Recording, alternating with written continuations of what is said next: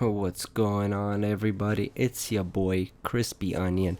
Today I'm bringing you a new episode called Boss Fight Breakdown, where I will teach you how to defeat each boss in Borderlands 3 with absolutely no issues. The first boss I wanted to show you today is Katagawa, simply because he is so good when it comes to dropping tons of legendaries. But let's begin with the loadout.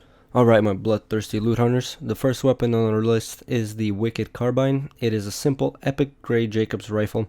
The only reason we're using it is because it has a high base damage. It has 104 base damage plus 60% weapon increase in damage. So when it lands, it does about 170 damage per hit, which is very good for us because his shield doesn't take too much damage to deplete, and that is our ultimate goal this entire fight.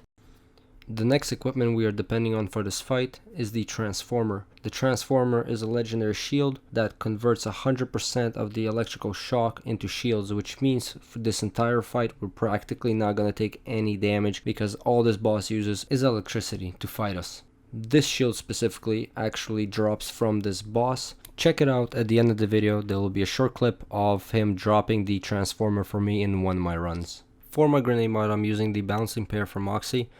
The reason I'm using this is because when you drop the grenade, the first thing that happens is that it splits into two. It creates a fire and an electrical grenade, and then when it bounces one more time, it creates another electrical and fire grenade. So 4 grenades come out of one, and we use that twice, which will deplete his shield entirely in the very beginning of the round. And the last thing I have equipped is a legendary class mod called the Cold Warrior. The only reason I have it on is plus 10 health regen, and my spec list is nothing special. I'm just playing around with it. Alright guys, so Katagawa Jr. is a main storyline boss, and if you haven't defeated him just yet, or you haven't seen this before, you haven't gotten far enough into the storyline. But once you defeat him and submit the quest, you can save and quit, respawn in the Atlas HQ top floor, and farm him over and over again. Alright, once you're in the arena, the first thing you want to do is look at him and start dropping your electrical grenade. This will ensure that his shields completely depletes and he takes immediate health damage. The second step that you're looking for is for him to teleport onto one of these electrical boxes.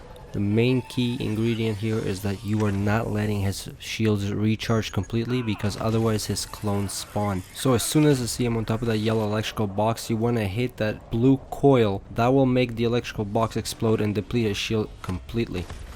Another key thing that you need to pay attention to is how fast his shield recharges. If it slowly recharges up until it's full, that's when you want to keep shooting him.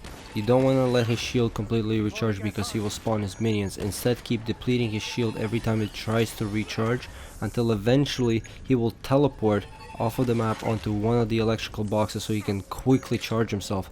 That's where it's your cue to shoot the electrical box again quickly before the minions spawn and give him a whole lump sum of damage. Another quick pro tip with this guy: you don't want to keep shooting his health. It doesn't do a lot of damage, so unless you have a very strong weapon that actually depletes his health quickly, you will be wasting your time shooting him. Just let him start recharging his shield and then keep breaking his shield until he teleports on top of the generator, where he will charge his shield very quickly, and then you deplete it instantly. Now sometimes you deplete his shield so fast that he will instantly regain his shield from the electrical box. That's when he will spawn his minions, but make sure to not focus on the minions running after you. Focus on the guy that actually loses his shield, because once the shield is broken, the minions despawn. As you can tell, I am ignoring his clones and I'm searching for the real him, and when I hit him, his shield will go completely down and the minions will disappear. Repeat these steps until his health is completely depleted while avoiding taking any damage from him, and you should be able to farm easy legendaries on your own in about 2 minutes per run. I feel like the XP, the money, the Eridium, and the chance of a legendary weapon that this guy has to drop is well worth the farming compared to many of the other bosses. Thank you guys so much for watching. I hope you enjoyed this boss fight breakdown. If you have a suggestion for which boss I should break down next, leave it in the comment section below, and the most voted comment with the boss will be the next episode. Enjoy the next couple short clips of the legendaries that I got from him while farming him, and I will see you guys on the next one.